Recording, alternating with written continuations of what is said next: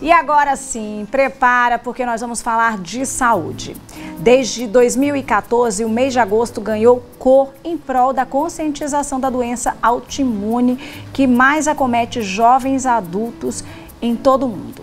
A esclerose múltipla, que é o agosto laranja e foi criado para desmistificar essa condição crônica de doença e fomentar o diagnóstico precoce, com mais qualidade de vida, acolhimento e dignidade para quem convive com esta patologia.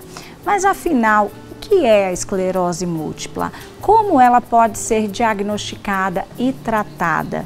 Para responder a tudo isso, recebemos aqui no estúdio o neurologista, doutor Gilvan da Hora. Doutor Gilvan, muito boa tarde, obrigada por ter vindo aqui para a gente falar sobre esse assunto. Antes de tudo, explica para a gente o que é a esclerose múltipla. Boa tarde, obrigado pelo convite.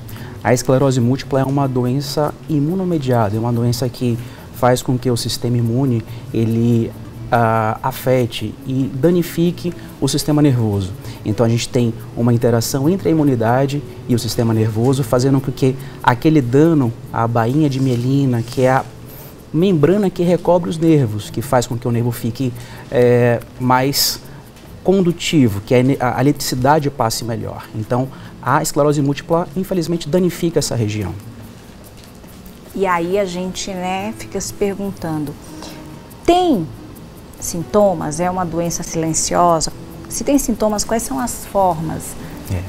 A esclerose múltipla, por afetar essa região, e a gente tem nervo no corpo todo. Sim. Então, teoricamente, ela pode pegar qualquer área em que tenha nervo.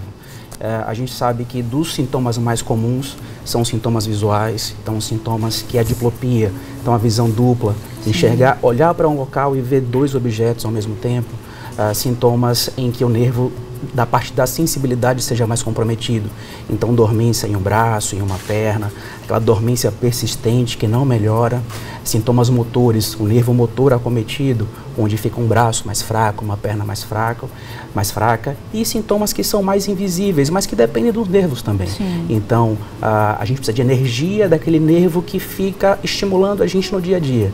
Então, a fadiga é um sintoma invisível, mas é muito comum. Olha. Ela é prevalente em 70% das pessoas que têm esclerose múltipla. E às vezes é um primeiro sinal. Ela confunde com alguma doença? Tem alguma doença muito parecida, assim, que acaba confundindo bastante?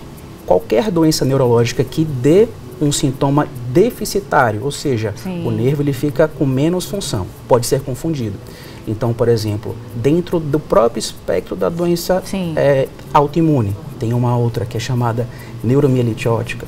Nós temos uma outra doença também autoimune, que é a miastenia gravis. É uma doença que afeta a conexão entre o nervo e o músculo. Então, também afeta muitos olhos. Então, a diplopia é comum. Então, esses sintomas são muito prevalentes nessas situações. Ela pode do nada surgir, tipo, a pessoa está normal, está aparentemente com saúde, e perceber esses sintomas? É o que mais acontece. É o que mais acontece. E muitas vezes esses sintomas são leves e a pessoa vai deixando de lado, depois eu procuro o médico, depois eu vou fazer uma avaliação, fica aquela dormência no braço, e aí 2, 3 dias, melhora, não volta, não comparece, não vai ao atendimento. E, infelizmente, ela pode progredir. A gente vê casos, infelizmente, às vezes, já mais avançados. Sim. Então, esse é o motivo da conscientização, desse mês, desse dia, para até porque não é tão divulgado, não é uma doença tão conhecida, e por isso da importância da gente falar desse assunto, né, doutor? A Associação Amigos Múltiplos que deu origem ao mês, o Agosto Laranja, mas a gente está vendo várias mobilizações ao longo desse período. Então, no dia 30 de agosto é o Dia Mundial de Conscientização contra a esclerose múltipla. A gente aqui no estado mesmo, o município aprovou, hoje inclusive, uma lei para criar uma semana de conscientização no âmbito do município de Aracaju. Então, acho que o primeiro foco é esse. Esse mês vem para conscientizar, vem para tentar fazer com que a população, né, saiba mais sobre isso, e a área médica também, profissionais da saúde. Sim. Até para não correr o risco de, infelizmente, a gente já ouviu falar de chegar num atendimento, num consultório, num pronto-socorro, e um médico que não seja neurologista, às vezes não saber daquele diagnóstico, não pensar nesse diagnóstico. Fazer, né, aí essa divulgação. Então, gente, ó, eu já perguntei, mas eu vou pedir mais uma vez para o doutor reforçar sintomas. Eu acho que é importante a gente falar mais uma vez sobre os sintomas. Então, se a gente percebe, né, uma visão em que olha para um objeto e vê 2 objetos, já chama atenção. Sim. Dormência nos braços, nos membros, na verdade. Dormência persistente. Persistente, aquela dormência, de um dia. Às vezes a gente acorda, dormiu de mau jeito, passa uma horinha, pode acontecer. Sim. Mas passou um dia, 2 dias, opa, tá errado, não melhorei. Acordei, tô com a perna fraca, aquela perna fraca persistindo ao longo do dia. Sim. E isso tem um aspecto importante, porque acomete muito pessoas jovens. Olha aí. É uma doença comum em pessoas jovens. A maior faixa etária acometida são pessoas de 20 a 40 anos. Nossa. Então, às vezes a gente pensa, tô com a perna fraca, pode ser um AVC. E numa pessoa jovem, AVC é incomum. Já a esclerose múltipla é mais comum. No idoso, ao contrário, AVC é o mais comum. Mas independente disso, uma perna fraca, um braço dormente durante um longo período, é um sinal de alerta. Certo. Importantíssimo falar sobre esse assunto. A gente já falou aqui sobre os sinais, mas vamos falar também sobre tratamentos. Existem tratamentos muito eficazes e quais são os principais? Há um tempo atrás, até para desmistificar a ausência de tratamento da esclerose múltipla. O tratamento é muito recente. Acredito que para a medicina 20 anos foi ontem, né? A medicina tem coisas muito antigas, mas a tecnologia é muito rápida. Então, quem tinha esse diagnóstico há alguns anos tinha uma mistificação que estava condenada. A pessoa queria ficar numa cadeira de rodas, queria ficar acamada, pessoas que queriam perder a função. A gente mudou muito nesse quadro. Então, hoje, temos protocolos muito bem instituídos de medicações que são fornecidas até pela rede pública também, em que a gente consegue ter uma qualidade de vida muito boa. Então, tratamentos, temos 3 tipos, basicamente. Sim. Temos em comprimido, temos o auto-injetável, a pessoa injeta como se fosse insulina. Sim. E o tratamento venoso, que a pessoa vai até uma clínica, fica aquele dia, não seria uma internação completa, e toma medicação na veia. Sim. São tratamentos que podem ser diários. Esses venosos, alguns são mais fortes, que são até semestrais. Sim. Uma dose por semestre. Sim. Mas também temos tratamentos muito agressivos. Sim. Hoje em dia, até transfusão de medula óssea pode ser usada para tratar a esclerose múltipla. Que é dar um reset, restarta, renova todo o sistema imune. Olha e aí ele desaprende a doença e quando ele volta como se começasse do zero. Exatamente. E é uma doença, quando a gente fala em doença autoimune, a gente já pensa numa doença que não tem cura, né? Ela tem tratamento. Exato. Procede? Exato. A doença autoimune, a grande maioria hoje, posso falar assim, não tem uma cura, mas um controle muito próximo. Sim. Então a gente tem medicações, por exemplo, que tem vários dados de pessoas que usaram a medicação, até medicações como essa de reiniciar o sistema imune, então há 8, 9, 10 anos sem nenhum outro remédio. Olha, uma vida legal. estável, uma vida mais próxima do normal possível. Que maravilha. Então, apesar de não ter cura, a gente tem tratamento hoje em dia tão efetivo que chegamos muito próximo a isso. Sim, né? Excelente. Então, a gente já sabe que a faixa etária é de 20 a 40 anos, mas tem aí uma maioria de público masculino, feminino, doutor? Sim, tem uma diferença. A gente vê no público bem jovem, não é tão comum, 12, 15, 20 anos. Sim. Nessa faixa etária não tem muita diferença. Sexo feminino, masculino é semelhante. Depois a gente vê um crescimento muito maior no público feminino. O paciente feminino, a gente sabe que os fatores hormonais e genéticos, eles têm uma tendência maior à doença autoimune.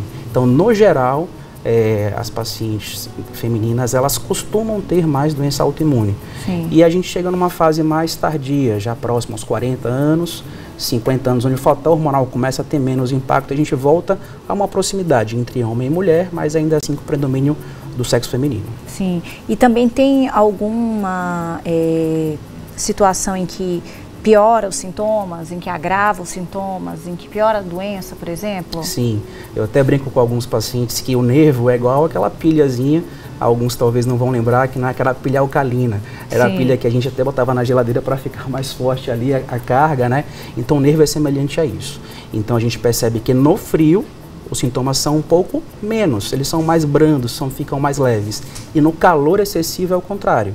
Os sintomas ficam mais evidentes. É um fenômeno que tem o nome de um cientista que descobriu isso e que percebeu que não só o calor externo, às vezes muito quente aquele dia, mas numa atividade física, a tendência é que a gente sue um pouco mais, que a nossa temperatura corporal aumente. Sim. Então tem pessoas que passam a ter um sintoma que já existia, mas que volta nesse momento, ou até um sintoma novo que surge num calor ou em outras situações. Por exemplo, acontece de pessoas que já têm o diagnóstico da esclerose múltipla e acabam tendo uma infecção qualquer, às vezes uma infecção simples, uma gripe, uma infecção urinária, e passa a ter sintomas neurológicos. A visão ficou diferente, o braço ficou diferente, a perna ficou diferente, e a pessoa tem aquele autoconhecimento, percebe que no corpo tem algo errado, vai para o hospital e detecta que tem, por exemplo, uma infecção urinária. Ou seja, a doença neurológica está estável, mas a infecção acabou fazendo com que aquele sintoma exacerbasse. Então tem sintomas que enganam. E às vezes é até um dado importante. Está na academia, não tem diagnóstico de esclerose múltipla, nunca teve nenhum sintoma, mas está na academia, fiz muito exercício, meu braço começou a ficar fraco. Sim. Eu já percebo que é um braço diferente do outro, não é a minha barra que eu estou fazendo. Surge um sinal de alerta. Estou na praia, muito calor aqui no Nordeste. Começou a perceber que naquela praia eu estou ficando com a visão diferente, uma visão embaçada, uma visão dupla, acende um sinal de alerta. Então pode ser um primeiro sintoma. Excelente. Doutor, eu quero agradecer informações assim muito preciosas mesmo, né? E é um tema que merece uma atenção grande, né? A gente está falando aqui com um dos mais eficientes e renomados neurologistas do nosso estado, né? Dr. Gilvan da Hora, e eu só tenho que agradecer, porque muita gente que está acompanhando a nossa programação já pode, inclusive, ter percebido sintomas semelhantes e ter deixado passar, achando que poderia ser simplesmente uma dor, né, algo, né, passageiro mesmo, e aí deve buscar uma ajuda profissional, né? Então, quanto mais cedo você puder buscar uma ajuda, melhor, né? Então, é importante. Nós só temos que agradecer. Gostaria que o senhor deixasse um recado final para quem está acompanhando a nossa programação. Eu que agradeço. Esse mês é um mês, então, do Agosto Laranja, é um mês de conscientização. É um mês para a gente levar para a sociedade, é um mês para o público que não está assistindo começar a perceber. Então, ou você mesmo, ou qualquer outra pessoa, um conhecido, um familiar, teve algum sintoma, algo que a gente conversou aqui, fiquem atentos, procurem um neurologista. Quanto mais cedo, quanto mais precoce o diagnóstico, menor a chance de sequelas e de uma vida normal. Perfeito, doutor. Muito obrigada mais uma vez. É fundamental, gente, né? Esse é um tema que precisa ser cada vez mais discutido. Respostas muito esclarecedoras. Espero que você de casa tenha gostado, tenha, né, ficado cada vez mais atenta às informações, né, e busque ajuda o mais rápido possível, caso você tenha percebido que algum desses sintomas você já tenha tido, tá bom? Não hesite em buscar ajuda profissional.